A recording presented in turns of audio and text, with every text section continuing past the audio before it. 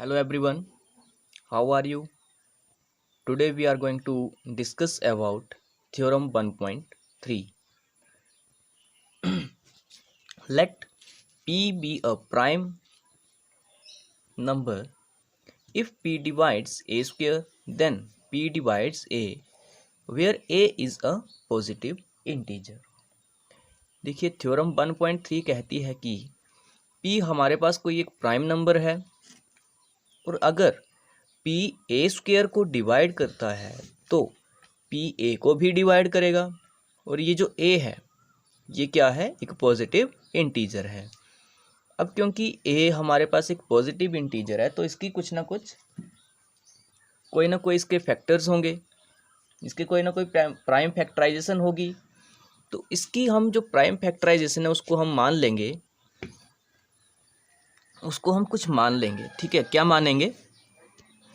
Late the prime factorisation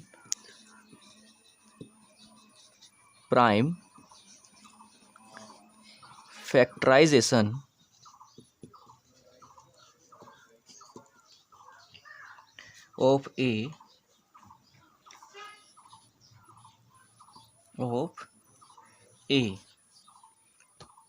A की prime factorization क्या होगी? A equals to P1 P2 P3 and so on up to Pn। इसकी prime factorization कैसी होगी? P1 P2 P3 and so on up to Pn, क्योंकि हर composite number की कुछ ना कुछ प्राइम फैक्टराइजेशन होती है। यह हमें कहाँ से पता चलता है? फंडामेंटल थ्योरम ऑफ अर्थमेटिक जो हमने स्टडी कर ली है। तो उस थ्योरम के बेस पे हम कह सकते हैं कि जो हमारे पास पॉजिटिव इंटीजर A है उसकी प्राइम फैक्टराइजेशन कैसी होगी? P1 P2 P3 P4 P5 and so on up to Pn। अब हमें मालूम है कि जो प्राइम फैक्टराइजेशन है वो कैसी होती है? यूनिक। इसका ऑर्डर क्या है? वो ऑर्डर डिफरेंट हो सकता है। ठीक है, ये आगे पीछे हो सकते हैं, P2 P1 P3 ऐसे भी हो सकता है, या P3 P2 P1 ऐसे भी हो सकता है। क्योंकि प्राइम फैक्टराइजेशन हम आगे पीछे बना सकते हैं, इसके ऑर्डर फिक्स नहीं हो सकता, लेकिन इसकी वैल्यूज़ जो है वो फिक्स होंगी हमेशा। ये हमें फंडामेंटल थ्योरम ऑफ अर्थमेटिक बताती है। तो उसी के बेस पे हम इस थ्योरम को स्टडी करेंगे, डिस्कस करेंगे। ठीक है, अब हमने क्या किया? A को मान लिया कि इसके प्राइम फैक्टराइजेशन जो है वो कैसी है? P1 P2 P3 and so on up to Pn। अब हम क्या करेंगे? हमें ये चीज़ गिवन है, if P divides A square. कहने का मतलब कि ये जो A है इसका जो स्क्वायर है इसको P डिवाइड करता है। ठीक है, तो A स्क्वायर की प्राइम फैक्टराइजेशन कैसी होगी? Then A square equals to P1 P2 and so on Pn multiply by P1 P2 and so on Pn। ठीक है, ये क्या आ गया? ये A स्क्वायर की प्राइम फैक्टराइजेशन हो गई। अब यहाँ से हम इसी चीज़ को कैसे लिख सकते हैं? क्या लिख सकते हैं? इस चीज़ को हम लिख सकते हैं, देखिए P1 into P1, so it can be written as P1 square. Is it clear? वैसे P2 स्क्वायर, क्यों? क्योंकि P2 P2, सो Pn स्क्वायर। Pn भी दो बार है तो Pn स्क्वायर हम लिख सकते हैं। अब हमें एक चीज़ गिवन है। ठीक है, क्या गिवन है? कि जो P है वो A स्क्वायर को डिवाइड करता है। Now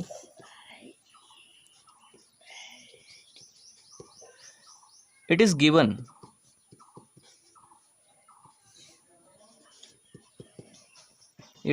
that P divides A square, ये चीज़ हमें गिवन है कि P जो है वो A स्क्वेयर को डिवाइड करता है।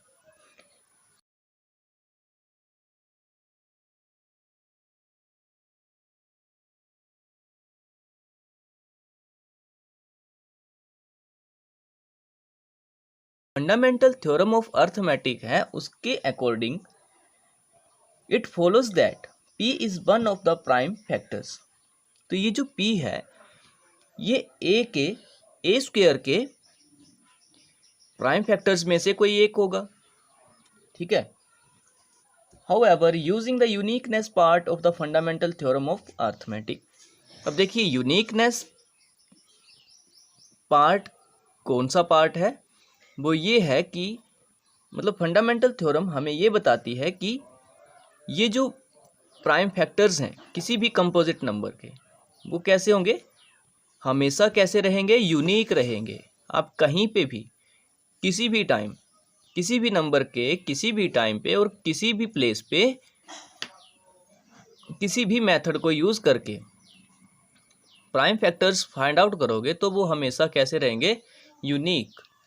वो कहीं पे भी और किसी भी टाइम पे चेंज नहीं होंगे।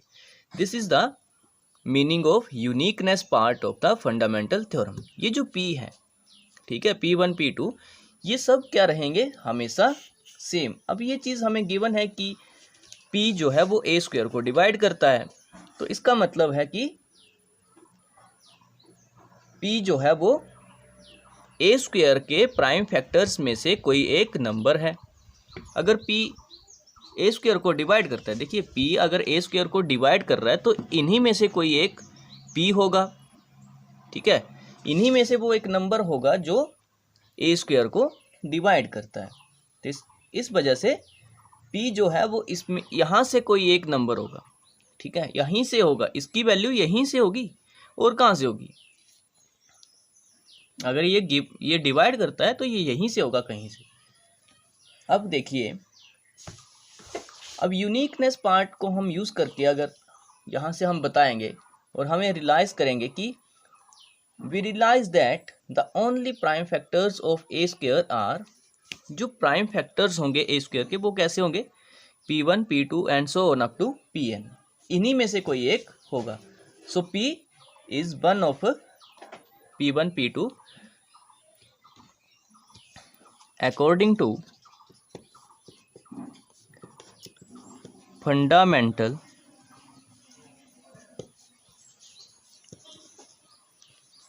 Theorem of arithmetic.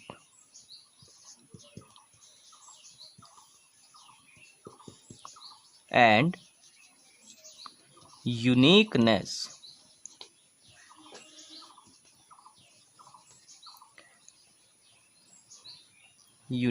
part of the fundamental theorem, ठीक है। फंडामेंटल थ्योरम और uniqueness part of fundamental theorem के अकॉर्डिंग P जो है वो क्या होगा, so P is one of P1 P2 P3 so on up to Pn, इनमें से ही कोई एक होगा। अगर ऐसा होगा तो P A को भी डिवाइड करेगा। हेंस नाउ सिंस, तो यहाँ से क्या प्रूव होता है, ये जो P है अगर A स्क्वायर को डिवाइड कर रहा है तो ये A को भी डिवाइड करेगा। क्यों, क्योंकि ये जो P है वो P1 P2 P3 Pn इनमें से ही कोई एक है, और A की प्राइम फैक्टराइजेशन कैसी है, P1 P2 P3 and so on up to Pn, तो इन्हीं में से कुछ यहीं से कोई होगा। देखिए P क्या है, P1 P2 P3 so on up to Pn, यहीं से कुछ है, इसकी वैल्यू कुछ है, और ये P1 P2 P3 Pn क्या है, A के प्राइम फैक्टर्स हैं। ये हमने एज्यूम किया है। अगर ऐसा है तो क्या होगा, सो P क्या करेगा, A को भी डिवाइड करेगा, डिवाइड्स A। तो इतनी सी ये थ्योरम है।